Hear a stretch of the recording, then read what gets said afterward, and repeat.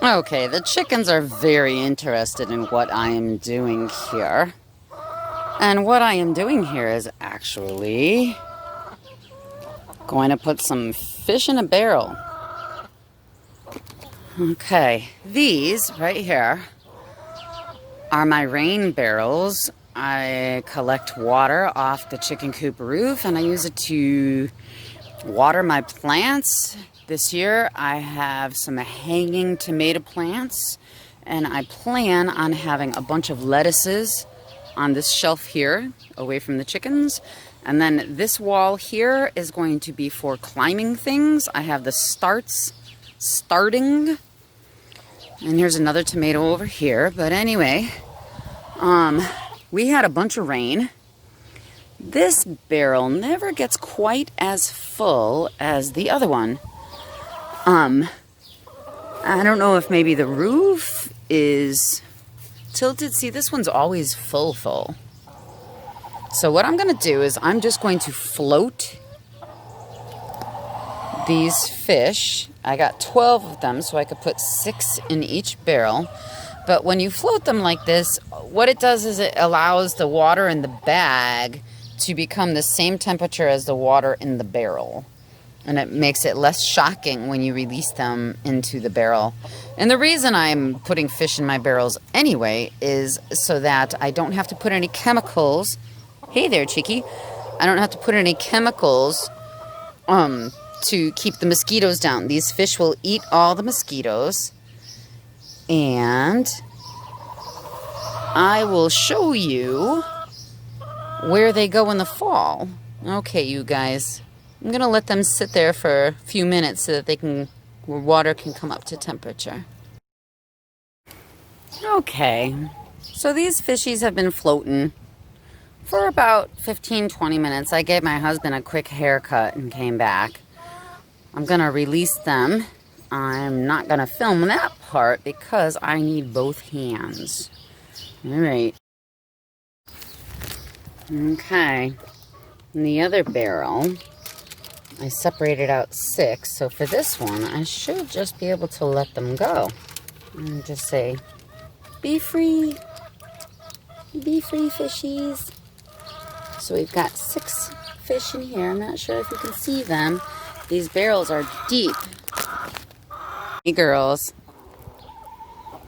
So, we've got 6 little fish in each barrel. I'm not sure if you can see them in there. When they see me, they tend to go to the bottom. The orange ones you can see better than the silver ones. But there's no mosquitoes in these barrels yet because the water has been it's pretty fresh. You know, it only rained past couple days and filled them. So I'm going to give them a little bit of fish food until they can have mosquitoes, but pretty soon they're going to have plenty to eat. We don't want to be breeding mosquitoes here, do we?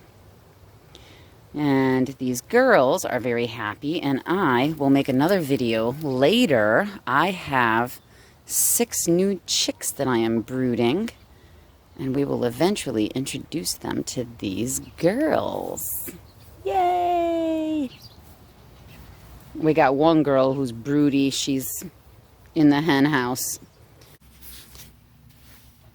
Hey, Beaker. Beaker. Are you getting broody? Yeah, are you getting broody? You got any eggs under there? You getting broody? If I reach under there, are you gonna get...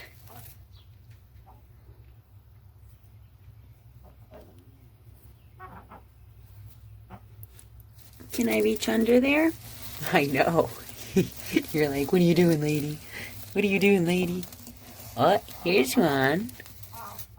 Ta-da. Thank you. She's a really, really good hen. Oh, I spoke too soon. I said what a good hen you are, and then you pecked me. You are a good hen, honey. You're a good girl. I know.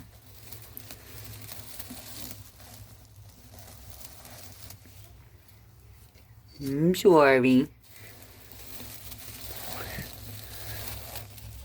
Oh my god, how many you got under there? Are you keeping them nice and warm? You would be a good mama. But you know that these will never hatch, right? You need a fella. You need a handsome dude. Otherwise, they're not gonna hatch. Those are breakfast.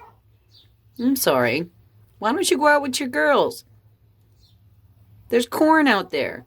Why don't you go have some corn? Okay. This is what we call the retirement tank. Hi, Fauci. In the fall, when it gets too cold, I have a puppy trying to knock me over.